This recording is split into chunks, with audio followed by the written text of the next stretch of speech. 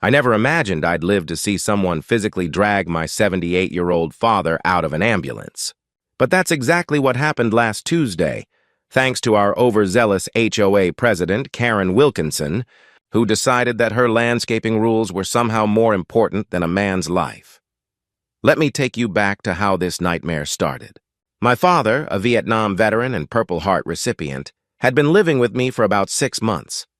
After my mom passed away, I didn't want him alone, especially with his history of heart problems.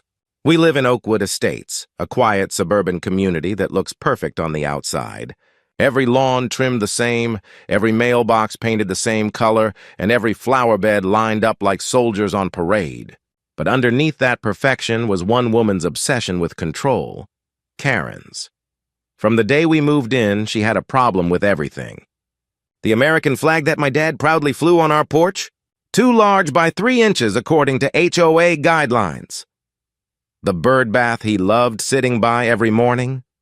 Attracts disease-carrying wildlife. She'd leave these neat-typed notices in my mailbox every week. Signed in perfect cursive, "Please correct immediately to maintain community standards." I mostly ignored her little power plays.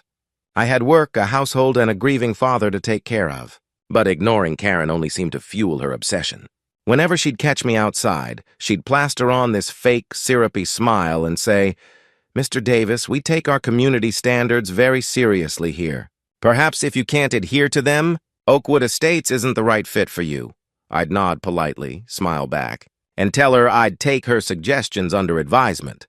And every single time I'd see her jaw twitch in frustration. She hated that she couldn't control me. Then came Tuesday, a day that started off so ordinary and ended in pure chaos. I was working from home when I heard a loud crash in the kitchen. I ran in to find my father slumped over the counter, clutching his chest. His face was pale, his breathing shallow. My heart nearly stopped.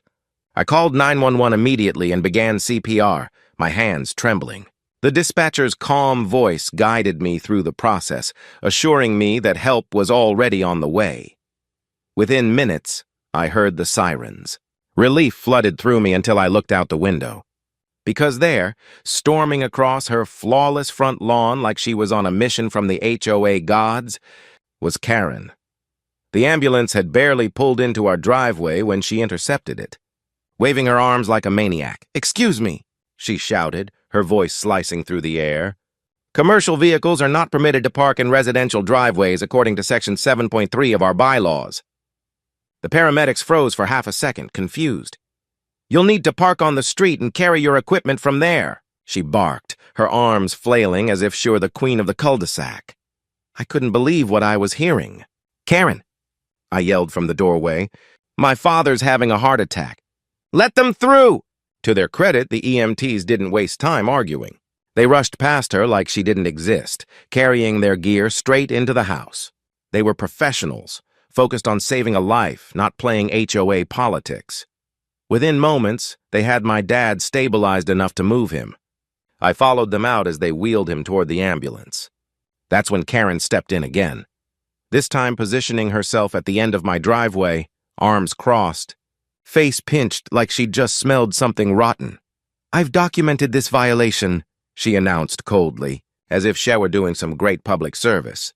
"The board will be discussing this at our next meeting, along with your unauthorized garden gnome and those hideous solar lights." I wanted to scream. But my focus was on my father, who was still frighteningly pale. The paramedics maneuvered around her, loaded him into the ambulance, and I climbed in after him, clutching his hand and whispering that everything was going to be all right. And then, as if the day hadn't been insane enough, I heard more shouting. When I looked out the back of the ambulance, Karen was still there. One of the EMTs was trying to close the doors, but she'd wedged herself between them like a human barricade. "You need to move this vehicle immediately," she yelled, her voice rising to a shrill pitch. "It's blocking the view of the neighborhood fountain, and that's a violation of—" "Ma'am," the paramedic interrupted firmly, "we're in the middle of a medical emergency. Please step back." But Karen wasn't done, and then it happened. Before anyone could react, she reached into the ambulance, actually grabbed my father's arm, and started pulling him toward the doors. If your father is well enough to be violating HOA regulations, she hissed, then he's well enough to move this eyesore of a vehicle. For a moment, the entire world just froze. Even now, I can still see that look on her face, pure entitlement mixed with self-righteous fury, as she tugged at a 78-year-old veteran fighting for his life. And that was the exact moment everything changed. My father, still barely conscious and connected to the monitoring equipment, let out a weak groan of pain. The paramedic shouted for assistance while trying to keep him stable. Everything was happening in a blur. The steady beep of the heart monitor, the flashing lights, the adrenaline pumping through my veins, and then instinct just took over. I lunged forward, prying Karen's claw-like grip off my father's arm and shoving her away from the ambulance doors. "Are you insane?" I shouted, my voice breaking under the weight of fear and fury. "He could die if he doesn't get to the hospital right now." Karen stumbled backward, eyes wide, not in shame, but in outrage. Her expression twisted into that familiar mask of entitlement. "How dare you put your hands on me?" she screeched. "This is assault. I am the president of this HOA, and you will respect my authority." And then, like clockwork, she whipped out her phone, holding it up to record. "I want everyone to see how this man and his father have been terrorizing our community with their constant violations," she declared, her voice trembling with self-righteous fury. I couldn't believe it. My father was fighting for his life, and she was worried about content for her HOA Facebook group. But then, salvation arrived. A police car rolled up behind the ambulance, lights flashing. It was standard procedure in our area. Officers often responded alongside paramedics for emergencies. Officer Jenkins stepped out, a tall, steady presence in the chaos. I recognized him immediately from our community outreach events. He was calm, fair, and always professional. The moment his eyes scanned the scene, Karen blocking the ambulance, the paramedics struggling, my father pale and fading, he understood everything without a word being said. Karen, of course, saw him as her ticket to victory. She marched straight toward him, finger pointed right at me. "Officer, I want this man arrested," she barked. "He assaulted me while I was enforcing our community's legally binding covenants.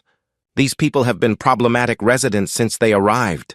The paramedics, still tending to my father, quickly stepped in. One of them explained how Karen had physically grabbed an elderly patient in critical condition, and that the ambulance's security camera had captured the entire thing. Officer Jenkins listened quietly, his jaw tightening as the story unfolded. Then he turned to Karen, his voice firm and level. "Ma'am, I need you to step away from the ambulance immediately." Karen's face turned crimson. "Do you understand who I am?" she hissed. "I have the full backing of the neighborhood board and our attorney. These people violate at least 7— "Ma'am," Officer Jenkins cut her off sharply, "I don't care if you're the Queen of England. You're interfering with emergency medical personnel and endangering a patient's life. Step away now." But of course, Karen didn't. Instead, she reached into her tote bag, pulled out a folder, and began waving a stack of HOA bylaws like they were divine law. "These are the regulations of Oakwood Estates," she shouted. "You have to respect our standards." That's when Officer Jenkins made his move. With calm precision, he reached for his cuffs and said the words that made the entire street go silent. "Karen Wilkinson, you are under arrest for assault and interfering with emergency medical services." The crowd that had gathered, neighbors peeking out from their porches and driveways, gasped. Karen's face drained of color. "You can't do this. I'm the HOA president," she protested, but it didn't matter. Jenkins gently turned her around, cuffed her wrists, and began reading her rights. As he guided her to the police car, she kept shouting about property values and neighborhood integrity, insisting she was just doing her job. The irony of it all, that the self-proclaimed guardian of community standards being taken away in handcuffs, wasn't lost on anyone. The ambulance finally pulled away, sirens wailing, carrying my father to the hospital. And by some miracle, thanks to the paramedics' speed and professionalism, he made it in time. The doctor said that if there had been even a few more minutes of delay, the outcome could have been fatal. 3 weeks later, I found myself sitting in a county courtroom, watching Karen stand before a judge who looked like he'd seen one too many self-important busybodies in his time. The evidence was overwhelming. The video footage from the ambulance, the paramedics' testimonies, the police report. The verdict didn't take long. Karen Wilkinson was found guilty of assault and interference with emergency medical services.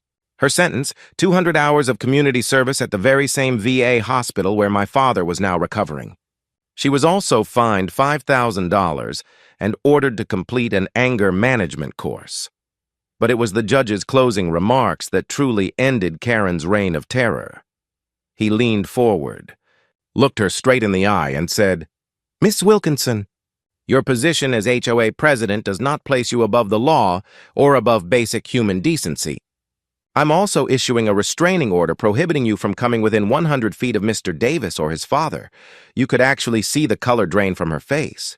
That restraining order meant she couldn't legally step foot near my house or serve on the HOA board ever again." Her composure cracked for the first time. "But, Your Honor," she sputtered, "I've been president for 7 years. The community needs me." "Who will enforce the standards?" The judge raised an eyebrow, unimpressed. "I suggest you find a new hobby, Ms. Wilkinson. Preferably one that doesn't involve harassing elderly veterans." And with a single sharp crack of his gavel, it was over. Karen Wilkinson, the self-proclaimed guardian of Oakwood Estates, was officially dethroned. As I walked out of the courtroom, I felt a wave of relief wash over me. My father, though still recovering, was alive, and for the first time in months our home was peaceful. No more violation letters. No more threats. No more Karen. Her so-called kingdom had finally fallen, and the neighborhood she ruled with fear finally exhaled.